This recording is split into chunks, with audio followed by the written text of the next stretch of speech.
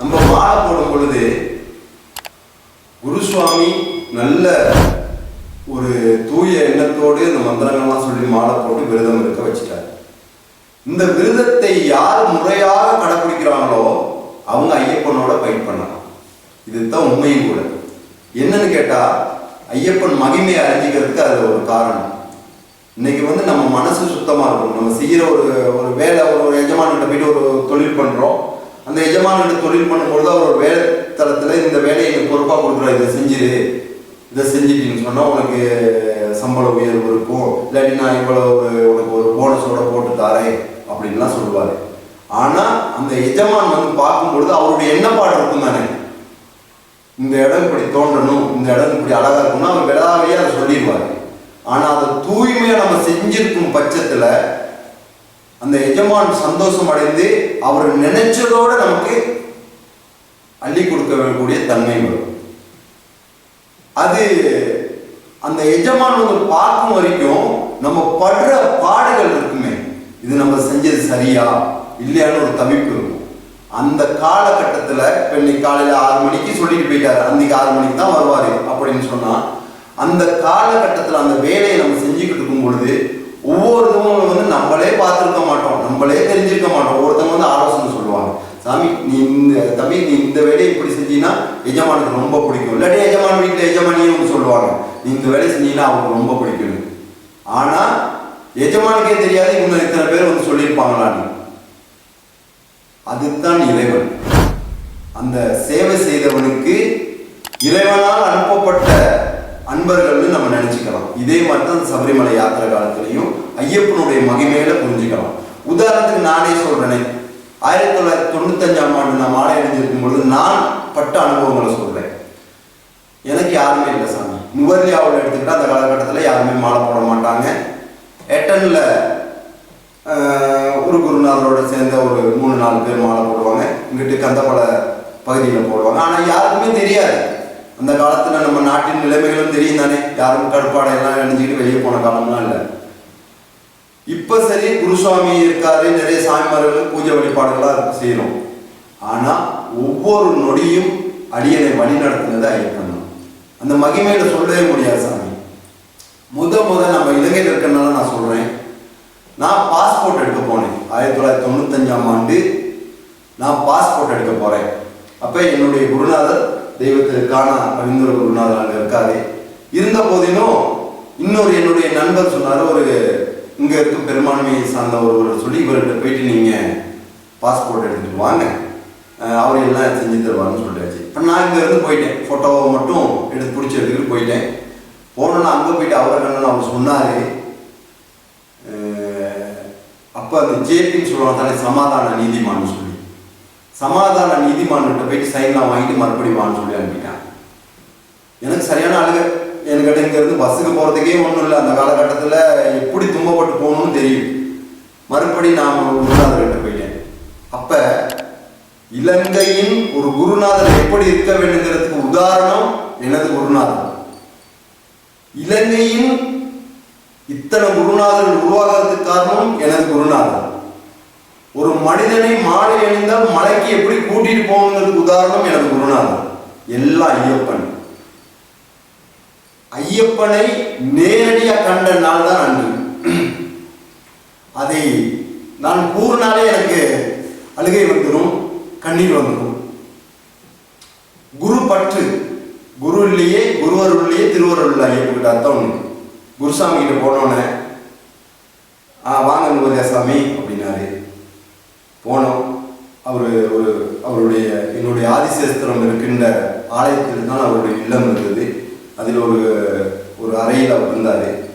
போனோன்னே என்ன சாமி விஷயம்? சாமி பாஸ்போர்ட் எடுக்க வந்தேன், சரி வரல, இப்போ நான் போகிறேன் சாமி, போயிட்டு நாளைக்கு வரேன் சாமின்னு. எத்தனை மணிக்கு போயிட்டு சொல்கிறேன்? 2 மணிக்கு சொல்கிறேன். ஏன் இதுக்கு போகிறீங்க? என்னத்துக்கு போகணும்? கொஞ்சம் இருங்க அப்படின்ட்டு ஒருத்தர் கூப்பிட்டாரு. இவரை கூட்டிகிட்டு போய் இந்த வேலையெல்லாம் செஞ்சு கொடுத்தாங்க. அன்னைக்கு குருசுவாமியோட இல்லத்தில் இருந்து அடுத்த நாள் காலையில் இந்த பாஸ்போர்ட் வேலைகள்லாம் செஞ்சுக்கிட்டு வந்தேன். இதுதான் ஐயப்பன் மகிமை. அது மட்டும் அல்லாமல் எல்லாம் முடிஞ்சு அந்த வருடமே 7ஆம் தேதி எனக்கு ஃப்ளைட் போகணும். 7ஆம் தேதி போகணும். எனக்கு ஒண்ணுமே தெரியாது, எப்படி விசா போகணுமோ எதுவுமே தெரியாது. 7ஆம் தேதி அப்ப எனக்கு அங்க ஒருத்தர் சொல்லி விட்டாரு, சாமி நீங்க டக்குன்னு போனீங்கன்னா உங்களுக்கு 1 மாசம் தான் விசா அடிச்சு கொடுப்பாங்க, வெள்ளனையெல்லாம் போடாதீங்க, நீங்க போக ஒரு 5 நாள் இருக்க கூட போடுங்கன்ட்டார். அப்ப நான் என்னைக்கு விசா போட போறேன்? 27ஆம் தேதி வாக்கில் போறேன், டிசம்பர் 27 வாக்கில். அங்க போனா அங்க சொல்லிட்டாங்க, எனக்கு அடையாள அட்டை அப்பதான் நான் பதிவு பண்ணியிருந்தேன், எனக்கு அடையாள அட்டைன்னு அடிக்கட்டை தான் கொடுக்கப்பட்டிருந்துச்சு. அந்த அடிக்கட்டை எடுத்துக்கலாம் போனோன்னே அதுக்கு விசா கொடுக்க மாட்டேன், நீங்க ஸ்டேட் பகுதியை சேர்ந்தவர், ஸ்டேட்ல முகாமாளிகிட்ட ஒரு கடிதம் வாங்கிக்குவாங்கன்னு அனுப்பிட்டாங்க. அடுத்த நாள் போயா அங்கிட்டு சனி ஞாயிறு போகல. அடுத்து மன்னிக்கணும், 22ஆம் தேதியில் 3ஆம் தேதி போறேன். 3ஆம் தேதி போயிட்டு அங்கிட்டு போயா தினம்லாம் வந்தோடனே எனக்கு என்னைக்கு ஃபிளைட்னு சொன்னனோ அன்னைக்கு தான் மறுபடி விசா எடுக்கக்கூடிய போகக்கூடிய ஒரு சூழ்நிலை இருந்துச்சு. அன்னைக்கு பார்த்து கண்டியில ஒரு சாமி இருந்தார். எனக்கு எப்படியோ ஒரு மூலமாக நான் ஒரு நாள் அங்கே போயிட்டு அழுதுகிட்டு, நான் மேலே இருந்து அழுதுகிட்டுலாம் வரும்பொழுது ஒருத்தர் கண்டு, ஏன் சாமி அழுதுட்டு போறீங்கன்னு கேட்டாரு. இந்த மாதிரி தான் சாமி, எனக்கு 7ஆம் தேதி ஃபிளைட் டிக்கெட்டு இப்படி ஆகி போச்சு அப்படின்னு. அப்போ சொன்னோன்னே, சரி இனி இது செய்யறதுக்கு வழி இல்லை, நீங்கள் இத்தனாம் தேதி வாங்க, நான் எடுத்து தரேன், நீங்கள் இன்னும் சாமி வீட்டில் போயிட்டு தங்குங்க அப்படின்னாரு. எனக்கு யாருன்னே தெரியாது, அவர் வழிகாட்டினாரு.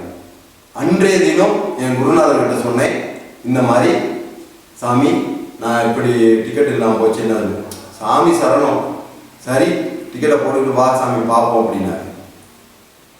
அதுக்கு பிறகு நான் போனேன் சாமி. போயிட்டு 7ஆம் தேதி எங்கள் இல்லத்தில் வீட்டில் இருந்தே முடியெல்லாம் கட்டிக்கிட்டு போயிட்டு அந்த விசாவை எடுத்துக்கிட்டு 8ஆம் தேதி போயிட்டோம் கொழும்புக்கு. 7ஆம் தேதி நைட்டு விசாலாம் எடுத்துக்கிட்டு 8ஆம் தேதி காலையில் குருநாதர் இல்லத்தில் இருக்கேன். டிக்கெட்லாம் கேன்சல் ஆகிடுச்சு, புது டிக்கெட்டை தான் அப்ளை பண்ணியிருக்காரு. அன்னைக்கு ஒரு டிக்கெட்டு ஆஃபீஸ்லேருந்து வரும் ஒவ்வொருவரையும் பார்க்க நான் ஓடிக்கிட்டு இருந்தேன். ஓடிக்கிட்டு இருக்கும் பொழுது அன்னைக்கு ஒரு 6:30 மணி 6 மணி இருக்கும். எங்கள் குருசாமி அந்த படிக்கட்டுலேருந்து இப்படி இறங்கி வந்தார். சாமி அந்த நுவல்லையா சாமியை கூப்பிடுங்க அப்படின்னாரு. கூப்பிடுங்கன்னா இன்னொருத்தர் ஓடி வந்து சாமி குருசாமி கூப்பிடுறாருன்னு சொன்னார். உனக்கு டிக்கெட் வந்துருச்சு அப்படின்னா. அன்னைக்கு 9 பேர் இன்னும் இருக்காங்க, நிறைய பேர் எங்களுடைய குழுவினர் சேர்ந்து அனைவரும் திருச்சிக்கு போயிட்டாங்க. போன பிறகு அந்த டிக்கெட் வந்து கிடைச்சோன்னே ஒரு இன்பம் இருக்கு, அந்த இன்பம் வரவே வராது. அந்த காலகட்டத்தில் இருந்த இன்பம். அங்கே போயிட்டோம் சாமி. அங்கே போயிட்டு மறுபடியும் இந்தியாவுக்கு ஐயப்பானே குருசாமி கொடுத்தோன்னே குருசாமி கேட்ட எல்லாம் செஞ்சு அவருடைய பாதத்தை கும்பிட்டுட்டு அடுத்த நாள் அன்னைக்கு நைட் 9 மணிக்கு ஃப்ளைட் நாங்கள் போயிட்டோம். போயிட்டு திருச்சியில் இறங்கி முடியெல்லாம் கட்டியாச்சு. இலங்கையிலிருந்து மலையத்திலிருந்து சென்று இந்த நுவல்லையா மாவட்டத்தில் சென்று நான் ஒரு ஆள். எனக்கு யாரை தெரியும்? இந்தியாவோட சபரிமலைனா என்னன்னு தெரியாது. சாமி என்னோட ஒரு சாமி வந்தார், என் கையே பிடிச்சிக்கிட்டாரு. அந்த பெரும்பாதையில் அப்படியே போய்கிட்டு இருந்தோம். சல்லி பெருசாக இருக்காது. அப்பெல்லாம் அன்னதானம் சத்திரம்லாம் இல்லை. ஒரு டீ குடிக்கிறதுனா கூட நம்ம சல்லியில் தான் முடிச்சுக்கணும். அந்த சாமி அடியனுக்கு தேனிலாம் வாங்கி கொடுப்பாரு. நாங்கள் 2 பேரும் போய்கிட்டு இருந்தோம். பம்பையை போயிட்டு அடைஞ்சுன்னு இரவு 12 மணி இருக்கும். விடிய காலை வரை அந்த இருமுடியை வச்சுக்கிட்டு ஒரு ஓரத்தில் உட்காந்துருந்தோம். காலையில் தான் எங்களுடைய சுவாமிமார்கள் இருக்கும் இடத்த தெரிஞ்சு பம்பா கணபதி கோயில் அருகாமையில் இருந்தோம். போனோம். போயிட்டு அந்த நேரத்துலேருந்து அந்த சாமியுடைய தொடர்பு என்ன முடிஞ்சு. அந்த சாமி கொண்டு விட்டாரே அதுதான். அடுத்து சபரிமலைக்கு அடுத்த நாள் போகிறோம். அப்போ ஒரு சாமி என்னை கைப்பிடிச்சி கூட்டிகிட்டு போகிறாரு. கூட்டிகிட்டு போயிட்டு ஐயப்பன் சன்னிதானம்லாம் தரிசனம்லாம் பண்ணிட்டு இருமுடிய எங்களுக்கு நெய் அபிஷேகத்துக்காக இருமுடி குருசாமி கிட்ட கொடுக்கும்போது அவர் இருந்தார். அது அதோட அவசியம். அதுக்கு பிறகு மறுபடி நான் இறங்கணும்ல, இறங்குறப்ப ஒரு சாமி இருந்தார். அவர் இன்னும் இருக்காரு. சரியான பசி, தலையெல்லாம் வலி.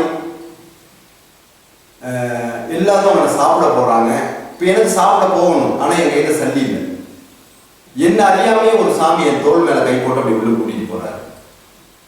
கூட்டு போயிட்டு உட்கார வச்சுட்டாரு. எனக்கு ஒரே நடுக்கமா இருக்கு. சாப்பிட்டா காசு கேட்பாங்களே, கொடுக்கணுமே அப்படின்னு.